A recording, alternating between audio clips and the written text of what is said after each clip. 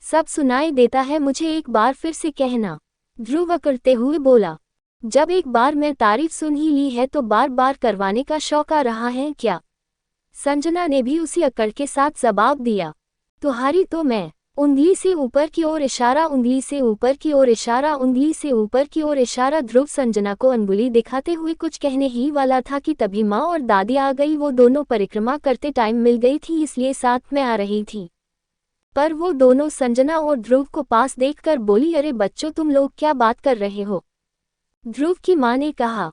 तो ध्रुव अटकते हुए बोला, वो कुछ नहीं माँ, वो बस ये कल जाने के बारे में बात कर रही थी, तो मैं बस। ध्रुव अपने बालों पे हाथ फेरकर दूसरी तरफ देखने लगा। माँ दादी संजना थोड़ी देर खड़े होकर बातें करने लगे। सब लोग अपने अपने घर आ गए थे, पर संजना को कुछ हल्का हल्का धुंधला सा याद आ रहा था, पर ठीक से याद नहीं आ रहा था। दूसरी तरफ ध्रुव को भी कुछ ऐसा ही फील हो रहा था। वो दोनों होली के दिन वाली बात याद करने लगा, पर ठीक से याद नहीं आ रहा था।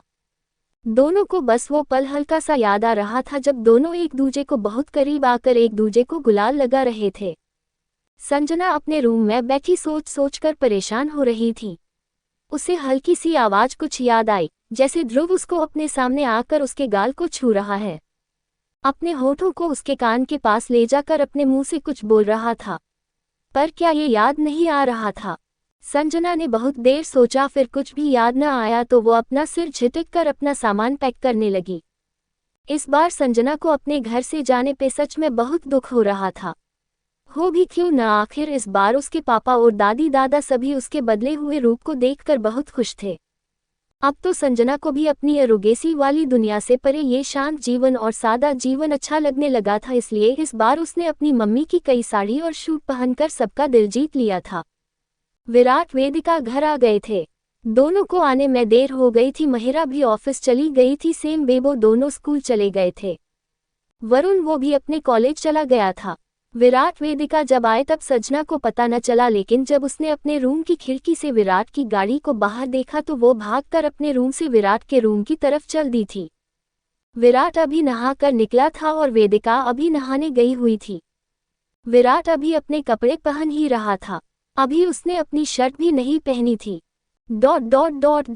सुहाना बिना गेट को नॉक किए अंदर आ गई। उसने देखा अभी विराट शर्ट लेस होकर शीशे के सामने अपने बालों को बना रहा था। सुहाना ने विराट को पहली बार विराट की सॉलिड बॉडी को देखा। विराट की डोले शोले देखकर सुहाना अपने आप को विराट के पास जाने से नहीं रोक सकी। ... विराट के पीछे से आकर उसको हग कर लिया था और उसकी कोरी पीठ पर अपना सिर टिकाकर उसकी पीठ पे अपने होंठ टिका दिए थे। विराट सुहाना के इस तरह के एक्ट को देखकर घबरा कर एकदम से पलटकर उससे देर होकर अपनी शर्ट पहनते हुए थोड़ा गुस्से में बोला, क्या है सुहाना ये सब? ये कोई तरीका है? एक बार तुमने गेट को नॉक करना जरूरी नहीं समझा? विराट ने सुहाना को खुद से दूर करके गुस्से में कहा। सुहाना विराट के इस तरह के रिएक्ट को देखकर माथे पे सर पड़कर आंखें छोटी करके बोली, विराट क्या गलत किया है? मैं तो बस अपने होने वाले पति के पास आकर उसे हक करके क्या गलत कर दिया? ये मेरा हक है, सालों इंतजार किया है तुम्हारा साथ पाने के लिए, और अब जब तुम्हारे पास आ ही गई हूँ तो तुमसे ये भी उम्मीद नहीं कि मैं 2 पल सुकून के समय से चुरा सकूं। विराट ने समय को देखते हुए बहुत ही आराम से बोला, सुहाना तुम्हारी फीलिंग समझता हूँ, लेकिन अभी तुम नीचे मेरा वेट करो, मैं तैयार होकर आता हूँ। सुहाना विराट की बात सुनकर मुंह सुकोड़कर बोली, स्मग ठीक है, मैं जाती हूँ, आप जल्दी तैयार होकर नीचे आओ। और पैर पटकते हुए वहां से चली गई। वॉशरूम से बाहर आई हुई वैदिक गेट पे ही खड़ी होकर सारी बातें सुन रही थी। वेदिका विराट की बातों सुनकर वेदिका कुछ न बोल सकी। उसकी तो जैसे जुबान पे ही ताला लग गया था। विराट ने वेदिका को देखा और उसकी हालत देखकर विराट आने वाले हालातों की सोचकर और डर गया। वेदिका बेजुबान सी बेड पे बैठ गई, उसकी आंखों से आंसू की अविरल धारा बह निकली। वो विराट के मुंह से शादी की सारी शर्तों को फिर से सुनकर सिहर उठी। वो टूटकर रो पड़ी, कोशिश करने पे भी आंसुओं के सैलाब को रोक नहीं सकी। रोती हुई वेदिका को देखकर विराट का दिल भी टूटकर रो उठा। वो वेदिका के पास जाकर उसके चेहरे को अपने हाथों में भरकर बहुत ही प्यार से बोला, no Vedika, no, don't cry. उंगली से ऊपर की ओर इशारा, उंगली से ऊपर की ओर इशारा। तुम्हारे आंसू मेरे लिए बहुत कीमती हैं। इनको इस तरह मत बहाओ। विराट की बातों से वेदिका और भी ज्यादा सिसक पड़ी। विराट ने वेदिका को अपनी बाहों में समा लिया, उसके सिर पे हाथ फेरकर उसे चुप कराने लगा। वेदिका, तुम मेरे लिए क्या हो ये तो बस मैं जानता हूँ, और तुमको किसी भी हालत में कभी खुद से दूर नहीं होने दूंगा।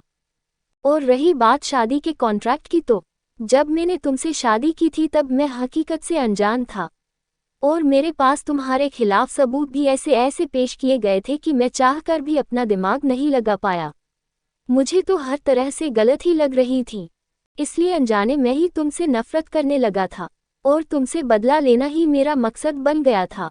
एक बार भी बात का दूसरा पहलू नहीं देखा, और इसलिए तुमसे नफरत के चलते मैंने सुहाना से वादा किया था कि जिस लड़की की वजह से मेरे मासूम बच्चों से उनकी मां का साया उठा, मैं इस लड़की को सजा देकर रहूंगा। उसे वही सब दूंगा जिसकी वजह से उस निखिल ने मेरी दीदी को मरने के लिए कह दिया। नफरत ने इतना अंधा कर दिया था कि बस बदला लेने की धुन सवार थी, और जो भी चीजें सामने आती गई उसी को सच मानता गया। लेकिन मुझसे एक गलती हो गई, मैंने सबके सामने सुहाना से शादी का वादा कर दिया था। वेदिका, मैंने उससे ये वादा बहुत पहले किया था, लेकिन अब हम सच से पीछे नहीं हटेंगे, और आज का सच ये है कि तुम मेरी वाइफ हो और मैं तुमसे बहुत प्यार करता हूँ। मैं किसी भी हाल में तुमको खुद से दूर नहीं करूँगा। रही बात सुहाना की, तो मैं उससे बात करूँगा, उसे समझाऊंगा और तुम्हारा सच भी बताऊंगा कि तुम कौन हो और तुम्हारा और सुहाना का क्या रिश्ता है और हमारे पेरेंट्स का क्या रिश्ता है आपस में। मुझे पूरा भरोसा है सुहाना जरूर तुमको समझेगी। जानता हूँ उसे बहुत दुख होगा सच जानकर। वो मेरे सपने अपनी 16 की उम्र से ही देखने लगी थी। अब उसे एकदम ये बताऊंगा कि मैं वेदिका से रिश्ता नहीं तोड़ सकता और उससे बहुत प्यार करता हूँ, तो ये सच जानकर वो टूट जाएगी। लेकिन फिर भी हमको सच बताना होगा। उसे समझाएंगे, थोड़ा टाइम लेगी वो, लेकिन वो समझ जाएगी। धीरे धीरे हमारे रिश्ते को भी एक्सेप्ट कर लेगी। हम सब मिलकर सुहाना को समझाएंगे। मैं, विक्की, महिरा, तुम सभी लोग उसे बताएंगे। हरीश अंकल और आंटी वो तो हमेशा मेरे साथ थे, तो उनकी कोई दिक्कत नहीं होगी। अब तुम अपने आंसू पोंछो और आने वाले टाइम में मेरे बगल में खड़ी होने के लिए तैयार हो जाओ। विराट ने वेदिका को अपने आलिंगन में लिए हुए ही उससे सारी बात कही। वेदिका सिसकते हुए सारी बातें सुन रही थी। विराट की बात खत्म होते ही वेदिका विराट से थोड़ा सा अलग होकर उसके चेहरे की ओर देखकर कहने लगी, विराट, अगर सुहाना नहीं मानी तो वो हमारे रिश्ते को एक्सेप्ट न करे तो क्या तुम मुझे छोड़ कर सुहाना से शादी करोगे? वेदिका सिसकते सिसकते अटक अटक कर सारी बात बोल रही थी। विराट वेदिका की बात सुनकर दर्द से तड़प कर बोला, वेदिका, तुम सोच भी कैसे सकती हो? मैं मर भी जाऊंगा लेकिन तुमको खुद से दूर कभी भी करूंगा, और ये सवाल वापस मत करना, और अब से तुम ये बात सोचना भी मत। मैं हर हालत से तुमको बचाऊंगा। कहने के लिए तुम्हारे प्यार नहीं किया है, हर कसौटी से उतरने को तैयार हूँ। मेरा तुम्हारा साथ जन्म जन्म का बन गया है। अब तो ये साथ तभी टूटेगा जब ये सांसें रुकेंगी। विराट ने एक बार फिर से वेदिका को अपने सीने से लगाए हुए कहा। वेदिका भी अब विराट के आलिंगन में आकर उसके साथ को पाकर थोड़ा नॉर्मल हो गई थी। वेदिका थोड़ा सा शांत होकर फिर विराट से बोली, विराट, मैं सुहाना के सामने कैसे जाऊंगी? मेरा मतलब वो मुझे तुम्हारे साथ देखकर। वो इतना ही बोल पाई तभी विराट बोल पड़ा, तुमको किसी से डरने की जरूरत नहीं। तुम कल मेरे साथ घर चलोगी और साथ में जाकर सुहाना से मिलेंगे। उसका जो भी एक्शन होगा उसका दोनों मिलकर सामना करेंगे, ना कि तुमको डरकर यहाँ होटल में रुकने की जरूरत है। मैंने तुमको इसी वजह से होटल में बुलाया। एक बार तुमसे सारी बात करनी थी, इसलिए मुझे घर जाने से पहले मुझे होटल में आना ज़्यादा ठीक लगा। अब तुम कल का कल पे छोड़ो, अभी आराम से रिलैक्स होकर इस पल को जियो। वेदिका बिना कुछ कहे विराट के सीने से लग गई। विराट ने बहुत ही आहिस्ते से वेदिका को अपने बाजुओं में उठाया और उसे बहुत ही आराम से बेड पे लिटा दिया। खुद भी वेदिका के बगल में लेट गया। दोनों अलदूजे की बाहों में समाकर आंखों में अलदूजे को बसाने लगे।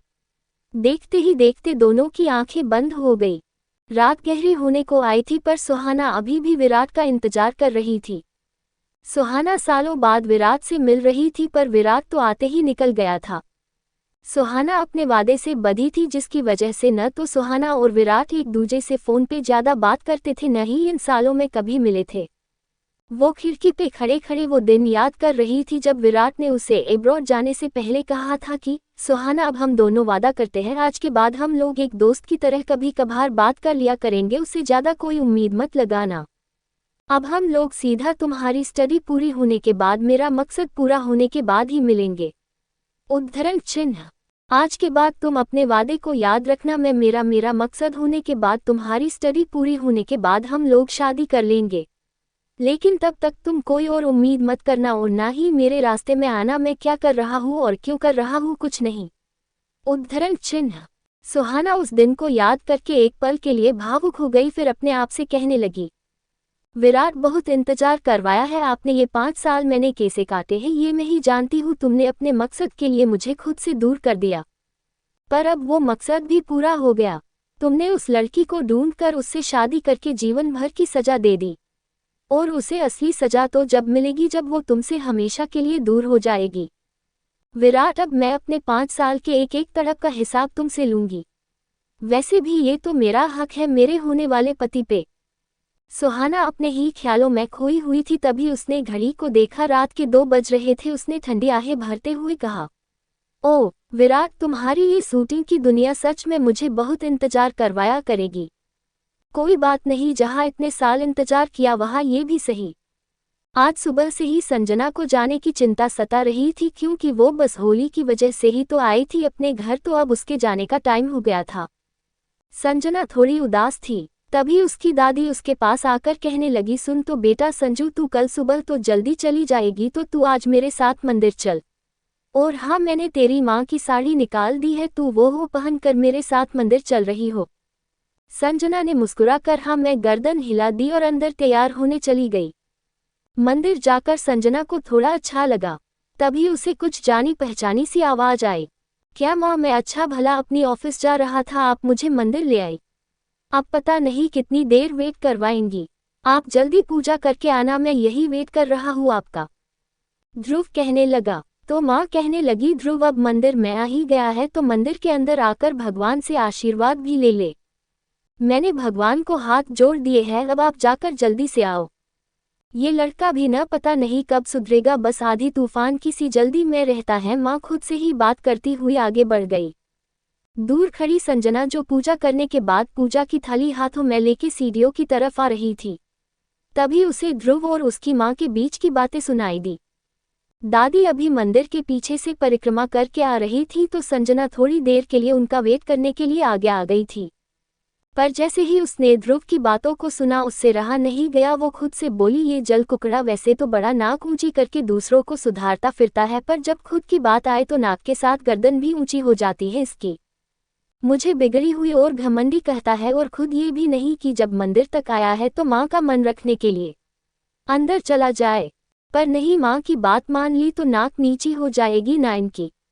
स्मक स्मक स्मक स्मक स्मक स्मक, जल कुका कहीं का।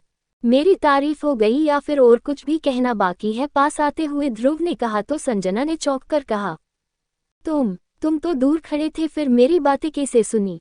मैडम, मेरा दिमाग बस दूसरों को नीचा दिखाने में नहीं चलता, बल्कि सामने वाले के चेहरे के भावों को देखकर ही उसके मन की बात पहचान लेता हूँ। और मेरी तारीफ आज और कर लो, कल से तो फिर से तुमको मेरे साथ ही रहना है।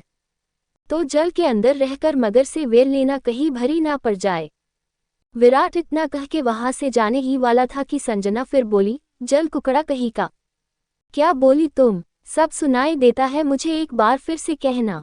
ध्रुव अकड़ते हुए बोला, जब एक बार मैं तारीफ सुन ही ली है तो बार बार करवाने का शौक आ रहा है क्या?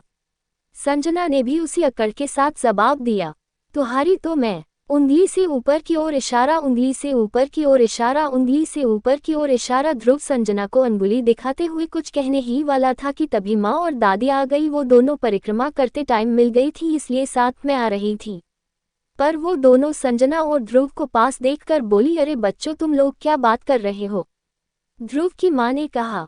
तो ध्रुव अटकते हुए बोला, वो कुछ नहीं माँ, वो बस ये। कल आगे का भाग नेक्स्ट वीडियो में।